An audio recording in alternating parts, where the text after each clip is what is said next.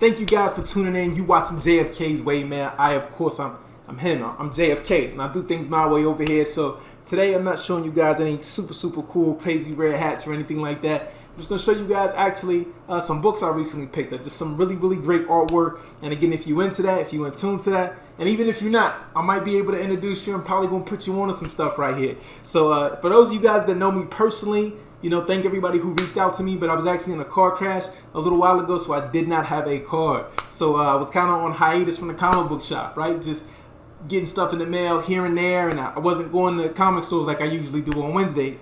Well, thankfully to what I do as a collector, I had to sell a couple of some of my favorite hats actually. Some covers that I really like as well. But some stuff I have doubles of, so I kind of really didn't lose too much. But thankfully, me being a collector, I sold some of my stuff. I had to come up with funds to get a new card. So I am back in motion. I am back out here in these streets, as the saying goes. So, but thanks everybody who tapped in. Thanks everybody who reached out to me during that time frame. But I'm back at it, man. So let's get straight to it. I'm going to show you guys some covers. My local comic store actually helped some for me. I got like a stack like this of books. So shouts out to my local comic store, New Dimension Comics. Thank you guys so much. But we're going to get into some of my favorite covers and some stuff that I picked up today, right? First and foremost, we're going to keep it on the very bright side. We're going to keep it very bright, like the news I just gave you guys.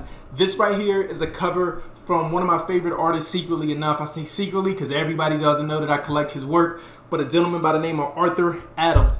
Now, this cover right here is Strange Academy number 12. Now, when Strange Academy came out, issue 1, so it's been about a year, going on close to a year now, Strange Academy blew up. It blew up so much because it's all of these new characters. Again, it's a brand new series coming out. Strange Academy, Doctor Strange, so yeah, I believe it's like a school with a bunch of new characters, man, a bunch of new characters. So this guy actually on the front, he's new to some of y'all, not new to all of us. But you see that big V in that circle right there? It's voodoo, which I don't practice, but you get it. Anyway, we're gonna keep things on that very great, one of my favorite shades of all time, green. On a very green tip, and you guys see behind me, this is a Japanese artwork from a Japanese woman by the name of Peach Momoko. Now, this right here is from that same series. This right here is Demon Days. Now, this right here, this cover is beautiful. I love it. Same character that you see on the poster behind me. This is a variant cover for this book.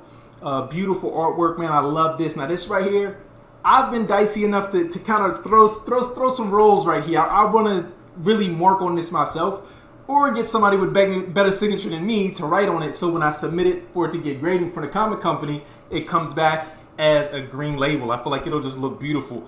Blue label might be good because you guys see that there is hints of blue here, of course, in the sky and stuff like that. A yellow label with somebody to sign it, have it verified. The signature was probably, it might look good, yellow label too, but I feel like green would just stick out. Again, you don't see green labels all the time.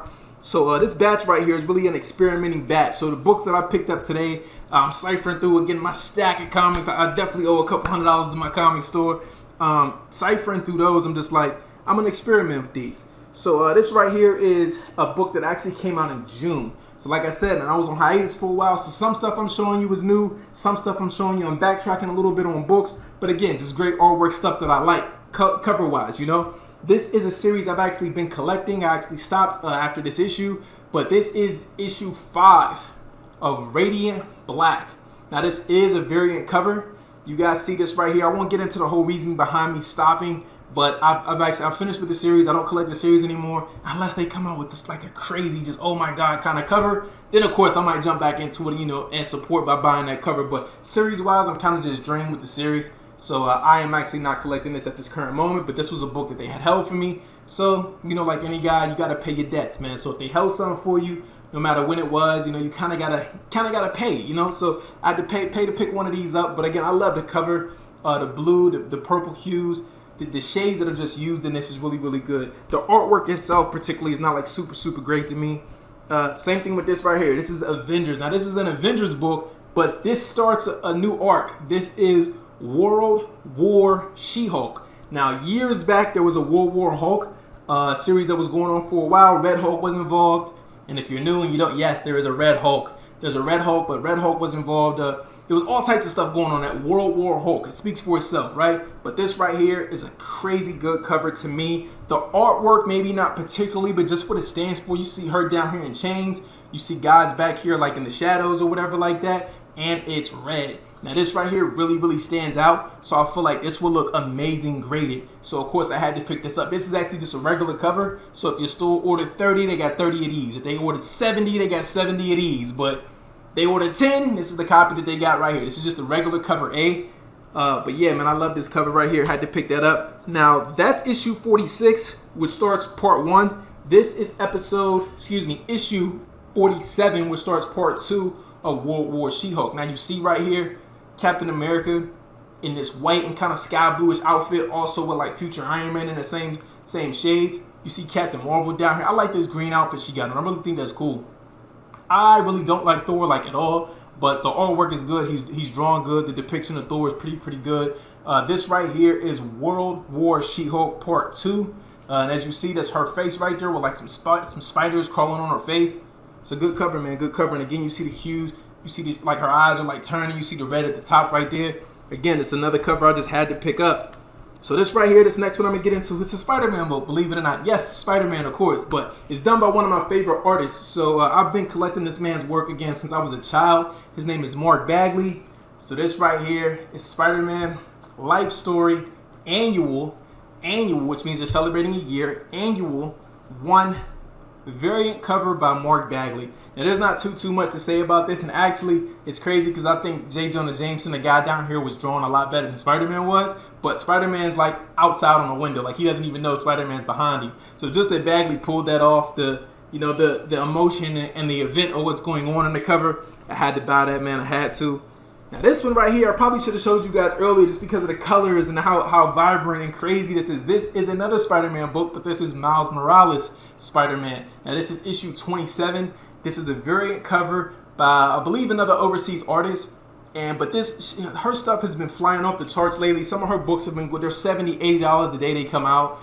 This right here was actually not one of those books, but it's just the same artwork nonetheless, and I liked it. The colors really attracted me. So I'm kind of surprised the book isn't, as big as it is right now. But last but not least, I'm going to give you guys these last 4 right here. Now this book that I'm showing you, this did come out today. This is Riot. This is from Extreme Carnage.